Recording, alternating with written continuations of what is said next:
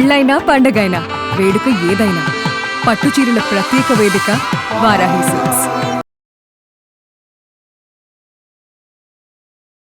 నమస్తే రమగారు. నమస్తే జయ. రమగారు ఈరోజు ఏం చేసి చూపిస్తున్నారు మా అందరికి? కరివేపాకు రైస్ చేద్దాం. మామూలుగా మనం చేసుకునే రకరకాల రైసులు అంటే ఫ్యాన్సీ రైస్లు ఏవి నైవేద్యానికి ఉపయోగపడవు కదా. టమాటా రైస్ అంటాం, పుదీనా రైస్ అంటాం. అవి పెద్దగా వాటిని మనం ఉల్లిపాయలు ఉంటాయి కాబట్టి పనికిరాదు అనుకోండి. పులిహోర లాగా ఈ కరివేపాకు రైస్ అని కూడా, కరివేపాకు అన్నం దీన్ని కూడా మనం నైవేద్యంగా పెట్టుకోవచ్చు. దసరా నివేదనలో కొబ్బరి అన్నం ఎట్లా పెట్టుకోవచ్చు అలాగే కరివేపాకు అన్నాన్ని కూడా. అండ్ మోర్ ఓవర్ ఏంటంటే కూరలో కరివేపాకు అని ఒక నానుడు ఉంది. అవును, తీసి పడేస్తూ ఉంటారు, పారేస్తారు. తీసి పారేయనివ్వకుండా తప్పకుండా తినిపించే విధానం కోసం అదొకటి రుచిగా ఉంటుంది, కొంచెం కొత్తగా ఉంటుంది. కరివేపాకు వాసన చాలా బాగుంటుంది. శీతాకాలం తినవలసిన పదార్థాల్లో కరివేపాకు చాలా ముఖ్యమైనది. సాయంకాలం పూట కొంచెం 7 గంటలకి చేసుకుంటే రాత్రికి పెందరాళి తినేస్తాం కదా, 8 గంటలకి వేడివేడిగా కమ్మగా కొంచెం పుల్లగా బ్రహ్మాండంగా ఉంటుంది. వాసన చాలా బాగుంటుంది. తప్పకుండా. ఏంటండి ప్రాసెస్? ఒకసారి ఇదేమీ లేదు, మన పులిహార తాలింపు లాంటి తాలింపు వేసుకోవటం. అన్నం కొంచెం పులిహార అన్నం లాగానే కాస్త విడివిడిగా విరవిరలాడుతూ వండుకోవటం. ఈ పులిహార పోపు వేసాం కదా, ఈ పోపుని ఎత్తి అన్నంలో కలిపేసుకోవటమే, అంతే అంతే. దీనికల్లా తిరగమాత మనం సరిగ్గా వేసుకోవాలి అంతే. దీంట్లో ఏం చేద్దాం, మామూలు తాలింపు దినుసులే వేస్తాం కదా. అవునండి. పల్లీలు ఇచ్చేసే ముందు సుమారుగా మనం పులిహారని ఎట్లా అందాజుగా వేసుకుంటాం. ఇంత పులిహారకి ఇన్ని పప్పులు అన్న నియమం లేదు కదా. చాలా పప్పులు కావాలంటే ఎక్కువ వేసుకోవటం, సుమారుగా వేసుకుంటే పెద్దవాళ్ళు తింటాను కూడా పట్టు కింద పడినా ఇబ్బంది లేకుండా ఉంటుంది. అంటే మన ఇంట్లో ఉన్న వాళ్ళని బట్టి మనం డిసైడ్ చేసుకోవటం గారు. బాగా ఇష్టంగా తింటారు అనుకున్నప్పుడు వేసుకోవటం. పల్లీలు, తర్వాత శనగపప్పు. మామూలుగా నేను మినపప్పు వాడతాను ఎక్కువగా. మన వాళ్ళు మినపగుళ్ళు ప్రొవైడ్ చేస్తారు కాబట్టి మినపగుళ్ళు వీటితో పాటే. అంటే శనగపప్పు ఎంత వేసామో మినపప్పు కూడా అంతే. ఆవాలు కొంచెం ఒక క్షణం ఆగి వేసుకుందాము, ఎందుకంటే మన ఆవాలు కొంచెం సన్నవి, అన్నీ ఎగిరి బయట కూర్చుంటాయి కాబట్టి. చకచకా వచ్చేస్తాం. కరివేపాకును ఆల్రెడీ పేస్ట్ చేసి పెట్టుకున్నామండి. కొంచెం విడి కరివేపాకు కూడా కొద్దిగా వేసుకుందాము తాలింపులోకి. మామూలు పులిహార పోపు ఎట్లా చేస్తామో ఇంచుమించుగా అంతే, అంతకంటే ఎక్కువ తక్కువలు ఏమి ఉండవు అన్నమాట. ఇదిగో ఆవాలు, ఓకే, 4 ముక్కలు ఎండుమిర్చి. ఈ వేసిందే కారం అంతే. ఇదే కారం. అంటే పచ్చిమిర్చి వేసుకుంటాం కానీ ఎండుమిర్చి వేస్తే ఇప్పుడు వేగితే దీని వాసన బాగుంటుంది కదా. ఇంతపాటు ఇది వేగిపోతున్నాయి కాబట్టి జీడిపప్పులు వేసేద్దాము. నువ్వు ప్రతిసారి జీడిపప్పులు ముక్కలు చేయడానికి నా చేతికి ఇస్తే నేను ఇలా చిన్న ముక్కలే చేస్తాను అందరికీ. తర్వాత ప్రతి ముద్దలోకి ఒక్కొక్క ముక్క రావాలంటే ఇంతంత వేయకూడదు, ఖచ్చితంగా ముక్కలు చేసుకోవాలి. ముక్కలు చేసుకోవాలి. దాదాపుగా వేగిపోయింది. ఇంగువ, కొంచెం పసుపు, ఒక చిటికెడు.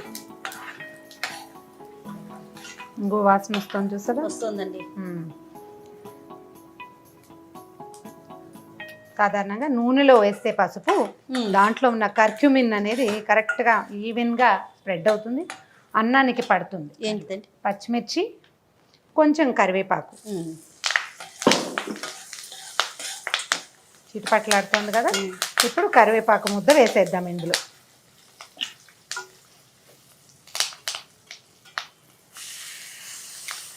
ఇంత మంచి వాసన వస్తుంది అమ్మగారు. అసలు చాలా వరకు తినరండి కరివేపాకు కదరమ్మగారు, తీసేస్తారు. అదేదో తినకూడని పదార్థం లాగా పక్కన పెడతారు. అంటే అది నమలాలి, ఆ రుచి నచ్చాలి. చాలా హెల్త్ బెనిఫిట్స్ ఉంటాయి కదండి. అంటే కరివేపాకు జుట్టుకి చాలా మంచిది, స్కిన్కి మంచిది, తర్వాత ఏమో ఈ డైజెషన్కి చాలా మంచిది, ఒంట్లో వేడిని పుట్టిస్తుంది కదా. కాకపోతే మనము ఏం చేస్తామంటే ఈ కరివేపాకుని పిల్లలు తినరు, పెద్దవాళ్ళు పక్కన పెడతారు అంటే జ్ఞాపకంగా నూనెలో వేయాలి. వేస్తే ఏమవుతుందంటే దాంట్లో నుంచి కొంత సహజమైన ఆయిల్ ఉంటుంది కదా, అది నూనెలోకి వెళ్ళిపోతుంది, అప్పుడు బాగుంటుంది. దీన్ని కొంచెం వేగనిస్తే కరివేపాకులో ఉన్న పచ్చిదనాన్ని పోగొట్టేసేయాలి. పచ్చి కరివేపాకుతో చేసుకునే పచ్చడి రెసిపీ కూడా ఒకటి ఉంది, శీతాకాల పచ్చళ్ళల్లో చెప్దాం, అది కూడా తప్పకుండా. రమ్మగారు రెడీ అయినట్లుందండి. నూనె ఆయిల్ వదిలేస్తుంది. ఉప్పు వేసుకుందాం సరిపడా. మనం తీసుకున్న రైస్ ఎంత అన్నం పెట్టుకున్నాము తర్వాత ఈ పదార్థం ఎంత ఉంది అనే దానికి తగినట్టుగా మన రుచిని అనుసరించి ఉప్పు వేసి ఒకసారి మొత్తం సమంగా అయ్యేలాగా కలిపేసి ముందుగానే మనం అన్నం పెట్టుకున్నాం కదా, అన్నము కొంచెం చల్లార్చి కాస్త పొడిలాడేలాగా చేసి పెట్టుకుంటే బాగుంటుంది. అలాగే మామూలుగా పులిహోరలో ఏం చేస్తాం, అన్నంలో పసుపు వేసుకుంటాం కదా, అవును. ఈ పదార్థానికి మనం ఇందులో వేసిన పసుపు సరిపోతుంది. Okay, stove ఆపేస్తున్నాను. ఆపేసాక ఒక నిమ్మకాయ,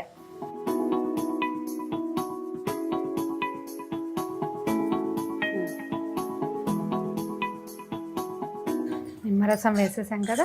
అవునండి. ఇప్పుడు దీన్ని ఏం చేద్దామంటే అన్నంలో వేసేసి మొత్తాన్ని ఒకసారి నేను చక్కగా కలిపేసుకుంటాను. రమగారు, దేవతలకి మాత్రమే ఉన్న అవకాశం అమృతం కదండి. అవును. నాకు తెలిసిన పాయింట్ ఏంటంటే అమృతం సేవిస్తే నిత్య యవ్వనులుగా ఉంటారు, మరణం ఉండదు అని. అమృతము అంటే మృత్యువు లేనిది. దేవతలు అది సేవించడం వల్లే వాళ్ళు అనిమేషులుగా, అంటే రెప్పపాటులు లేని వాళ్ళుగా, చెమట పొయ్యదు, వాళ్ళ ఒంటి మీద వేసినటువంటి దేవతా పుష్పాలు గిష్పాలు రంగులు మారవు, అవన్నీ లక్షణాలు. అయితే ఈ నిత్య యవనం కావాలంటే మనం ఏం చేయొచ్చు అంటే మనకు ప్రకృతి ఇచ్చిన పదార్థాన్ని, అన్ని పదార్థాలని వాడుకోవాలి. ఆహార పదార్థంగా ఉపయోగపడే ప్రతి విషయాన్ని వాడాలి. అందులో ఈ కరివేపాకు ఒకటి. దీనివల్ల స్కిన్ చాలా బాగుంటుంది.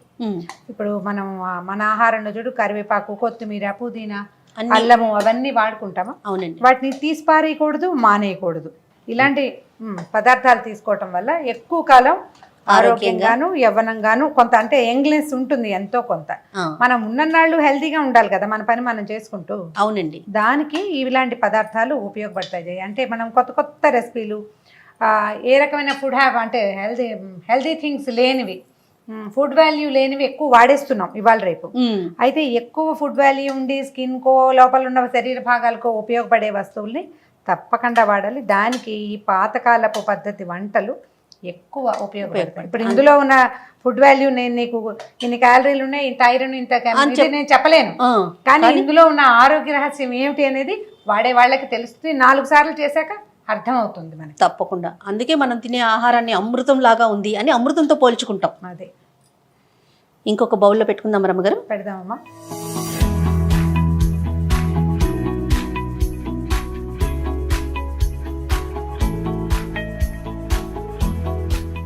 మనం నైవేద్యాల కింద కూడా పెట్టుకోవచ్చు అన్నారు కదా రమ్మగారు. ఇది కరివేపాకు రైస్ నైవేద్యంగా పెట్టుకోవచ్చు. కొబ్బరన్నం ఎట్లా చేస్తామో అట్లాగే కొబ్బరన్నం కూడా ఇంచుమించు ఇదే రెసిపీతో చేస్తాం కదా. అవును. మనం చూడు పసుపు కొంచెమే వేసుకున్నాం. ఈ కరివేపాకులో ఉన్న ఆకుపచ్చదనం కనిపిస్తుంది. పసుపు వేస్తే అది కొంత డామినేట్ చేస్తుంది. కొంచెమే ఆరోగ్యానికి మంచిది. పసుపు వాడుకోవాలి అన్నం భోజనం చేసుకునేటప్పుడు. అందుకని ఒక చిటికెడు వేసాం అంతే. చూడు ఎట్లా ఉందో. ఓకే. సో అమృతం లాంటి కరివేపాకు అన్నం రెడీ అయిపోయిందండి. టేస్ట్ చూడటమే తరువాయి, ఇంకెందుకు ఆలస్యం. అంతే. మీరు బాణీలో వేసినప్పుడే ఆ స్మెల్ రమ్మగారు తినాలని కమ్మటి వాసన. అంటే ఈ వాసన ఇష్టపడే వాళ్ళకి ఎంత కమ్మగా ఉంటుందో.